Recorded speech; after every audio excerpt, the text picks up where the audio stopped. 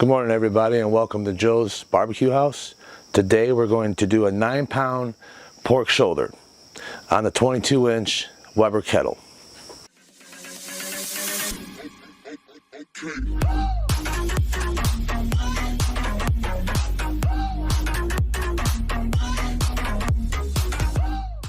Let's get this started by showing you what I use when I make a 9.5, well, pretty close to a 9.5 pound pork shoulder.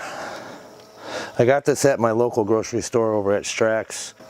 I guess it's not too bad. I mean, it's not a prime or choice. It just says USD verified. So I'm thinking it's the lowest probably cut that you could buy. There's only 14 bucks for this thing, but you'll need your half cup measuring cup here, kosher salt, some ground cayenne pepper. We got some garlic powder. We have some paprika, and of course, coarse ground black pepper. And we'll get started by getting our gloves on. All right, this part's real easy to do. So what we're going to do, get your mixing bowl. This is my cutting board right here. I just got a sheet of aluminum foil here, and just to protect the surface of that. So what we're going to do first is going to take a half a cup of salt. Then we're going to take our black pepper and about a quarter cup of black ground pepper. We'll do a quarter cup of garlic powder. We'll do about a quarter of paprika and some cayenne pepper. I'd say about quarter cup. I want this thing to be a little spicy.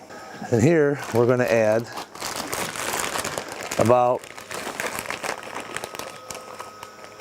a full cup of dark brown sugar. Okay, let's give this a mix.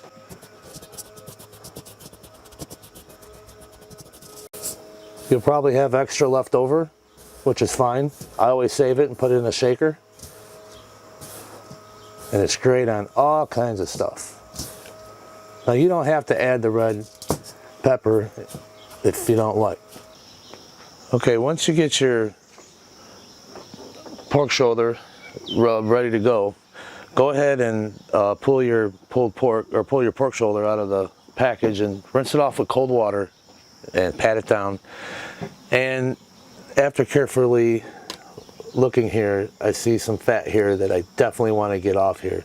This silver skin stuff is just a waste, and you don't want this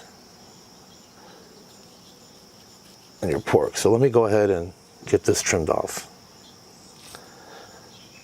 You look here, see all this real heavy stuff here? We're going to get rid of some of this.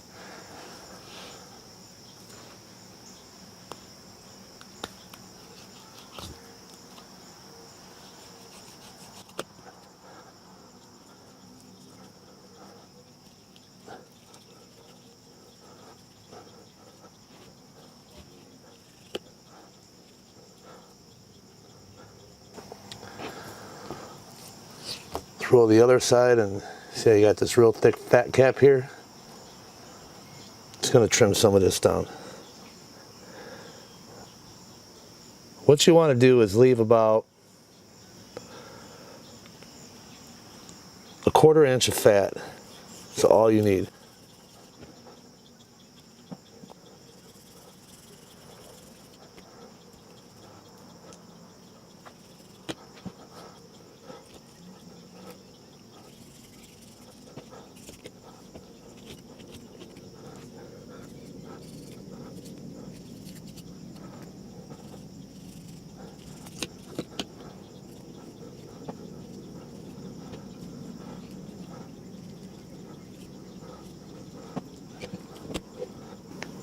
And I'm going to go ahead and take this off. We want our rubs to give us the flavor. Putting your rub over stuff like this will not get into your meat. I mean, that is some tough stuff. and that stuff will not render down. Underneath there's your fat. So this has plenty of fat in it, so you really don't have to worry about how much you trim off here. That looks pretty good right there.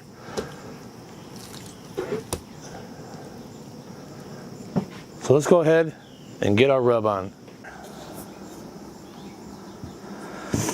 Remember guys, use one hand to rub your meat in there while your other hand is grabbing the seasoning. Don't be shy, let's go ahead and get that stuff on there. So it's a little slippery here on my table,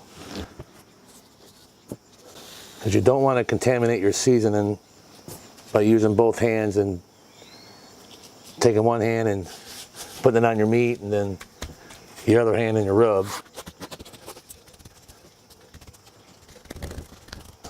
Okay, now that I don't need it to add any more rub, I'm just going to go ahead and use both hands, and let's make sure all of it's coated.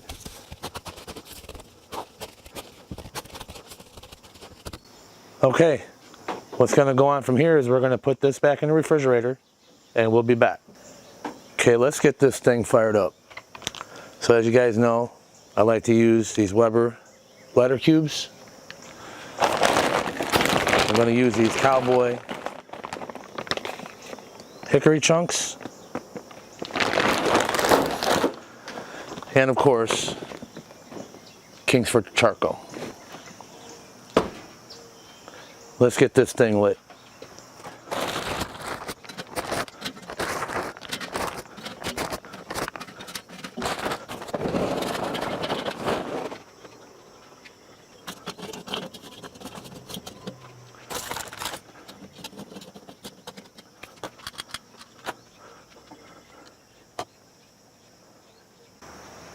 Let's go ahead and add our drip pan.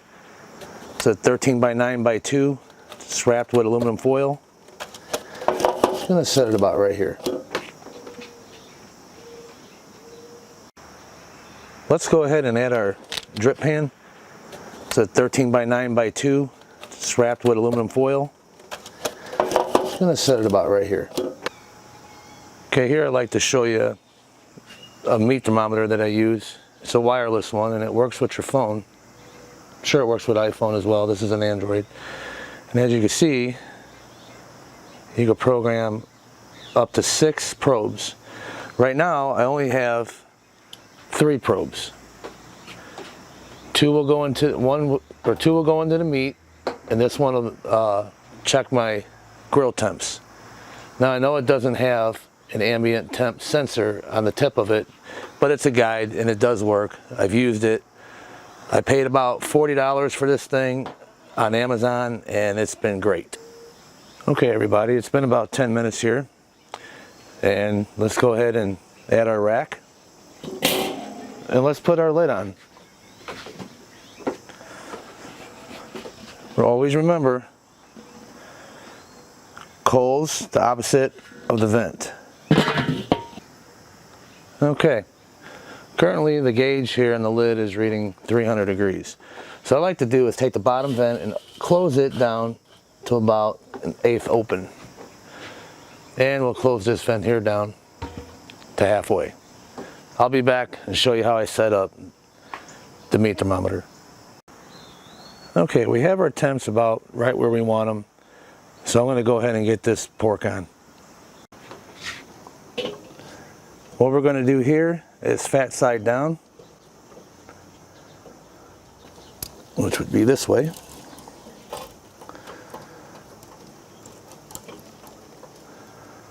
We'll let this thing hang out for a while. Let me get these meat probes in here.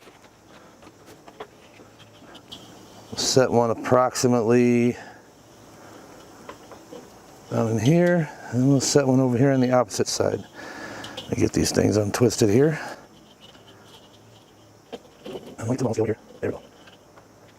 Let's get our lid on. And let's take this probe here. This is going to be our grill temp. And I just like to put it up here. Okay, so as you can see, we are sitting about 46 degrees where we put number 1 and number 2 probe into the meat. Grill temps are at 250. And as you can see down here, I have alarm set to where if it drops below 225 or raises over 275, I'll have an alarm going off, let me know. Okay, we're about an hour in. I don't know if we could get this zoomed in here so you can see. One of the probes are reading 102 degrees. We have one reading 195 degrees in the meat. And our grill temps they've been pretty steady right here. You want to stay in between like 250, 275. You want to stay in between those temperatures to the whole cook. So let's go ahead and see it now that it's been approximately an hour, and let's just check on this, see if we gotta spritz it or not. Yeah, if you can see right here, see if you can see this. Get you zoomed in here.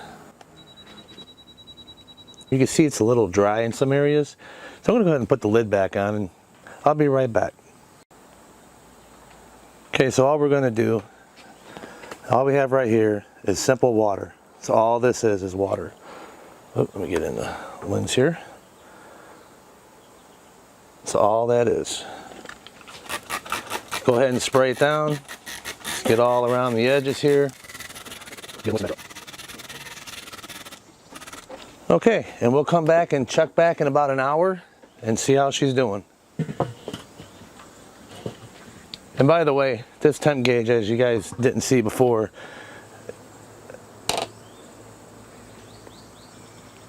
it was reading at 250 degrees, and as you see, my temp sensor was reading 266 degrees.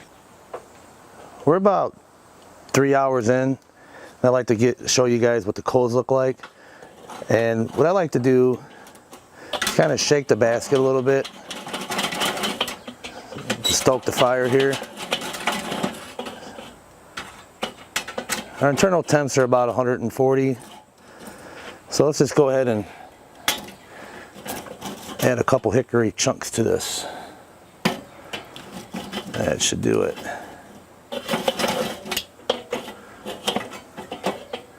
Not adding any coals, just adding wood chunks.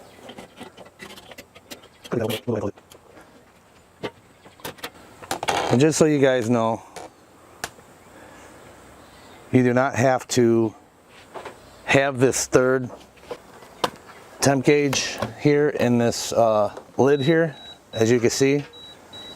You don't have to have that because this here is pretty accurate. If it's reading 250 here on this side of the grill, you're more than likely going to be around, you know, maybe 5 degrees hotter, and that's about it. But it's pretty average, so you could go ahead, if you just have a meat thermometer that just has 2 temp probes, then just put one in your meat and one up here to monitor. Periodically through the cook, you're going to want to check your coals, and we're about an extra hour into this, and I want to go ahead and see what we got left. You'll kind of notice when your temperatures are stable, and then, you know, for say like a couple hours, the temps haven't moved, then all of a sudden you see a drop. Normally that's because you need to, you know, shake the coals around, get them to the bottom. And what I'm probably going to do here is go ahead and just add a few more briskets.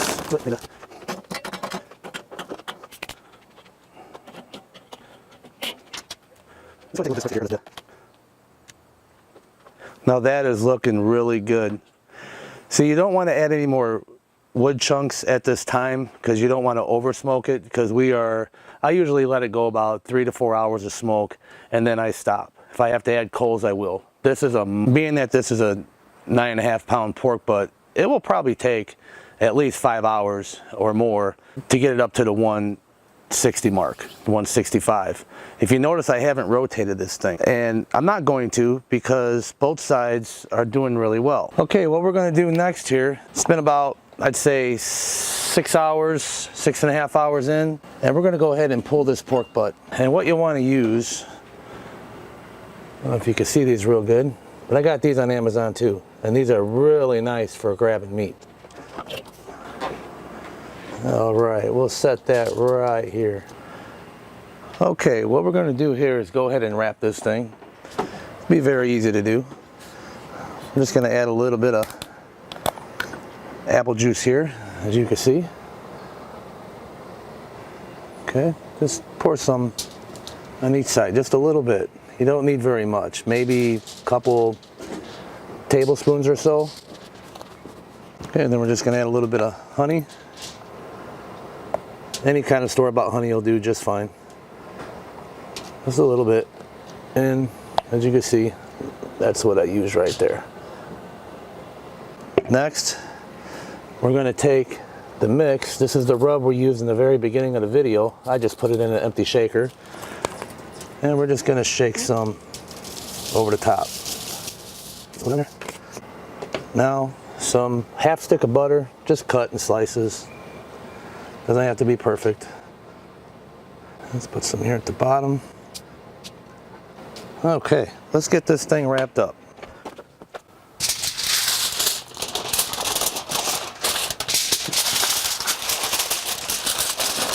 I'm using heavy duty aluminum foil.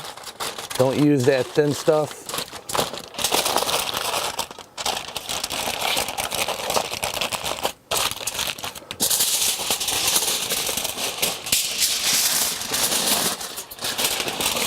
Oops.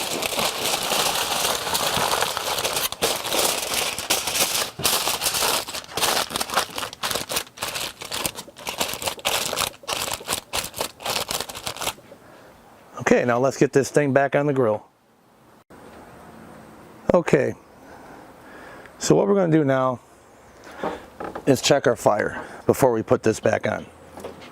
So I'm going to take all these hot coals and I'm going to move them over to the side. Give it a good shake again. So just kind of move them over. It'd be nice if you got some long tongs to do this.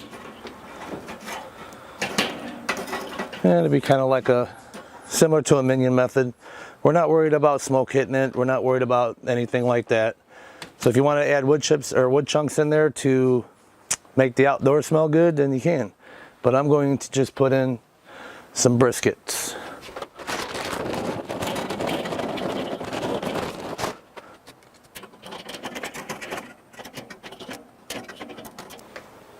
Let's go ahead and put our wrapped pork butt on the grill. Okay, let's go ahead and add our thermal probes back into our meat.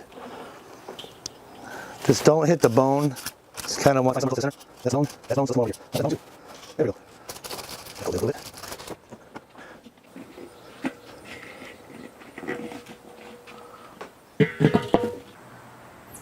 What we're going to do from here is just leave it on until we hit our internal temperatures of 200 to 205 degrees. And once that's achieved, I'll go ahead and check it and check for tenderness and see how we look from there. It may have to go a little longer. If not, that'll be fine.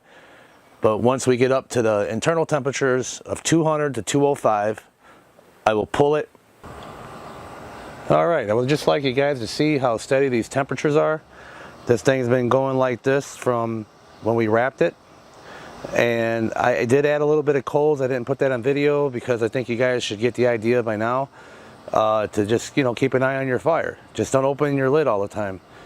Check it every hour, see where you're at. Just pop it open real quick and, shut the lid. So right now we're sitting at 268 degrees in the pit. And I'll tell you right now that we are exactly that on the Weber gauge that's on the lid. Also, I would like to point out that if you look at the temperatures, I haven't even rotated this pork butt since I've put it on. As you can see, it's 180 on the one side and it's 181 on the other, so pretty much right on the money. So I just wanted to show you guys that, and I'll be back when it's time to pull. Okay, so this thing's been resting in the dry cooler for about 45 minutes, and we are now going to see our final results. Come on, check on Sam. Come on. I see your text. All right. Ooh, almost got a lot. Ooh, look at that. Let's check out this bone right here. Ooh, look at that.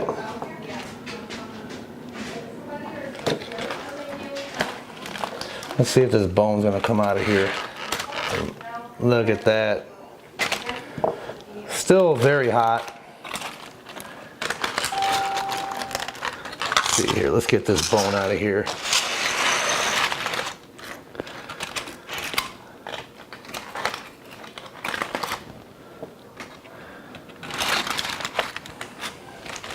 I need to get my thing. This is too hot. I should have let it cool down a little bit more. Okay, so now I took it out of aluminum foil. I put it here on my cutting board. So let's see how this bone comes out. The moment of truth. Oh, look at that.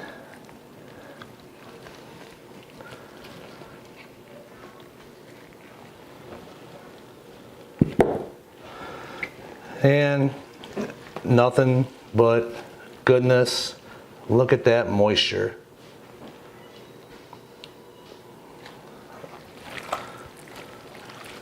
This here fat that I left on there is what helped that. I'm just gonna peel it off and pull it aside. Some people like that. I personally like it.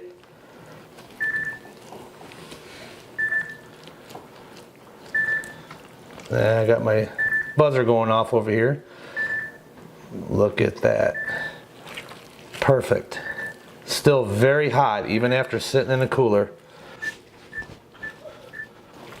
So from here, I'm gonna grab my bear claws. See what we got here. Give me 4, see what I can do here. But my God, the bark, everything. Look at this. Nothing but fall apart goodness here, guys.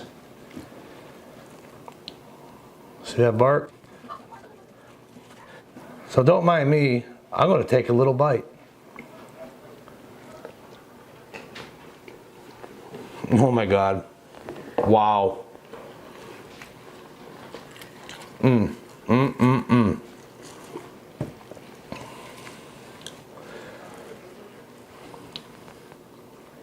It's a little hot. Go ahead and try it.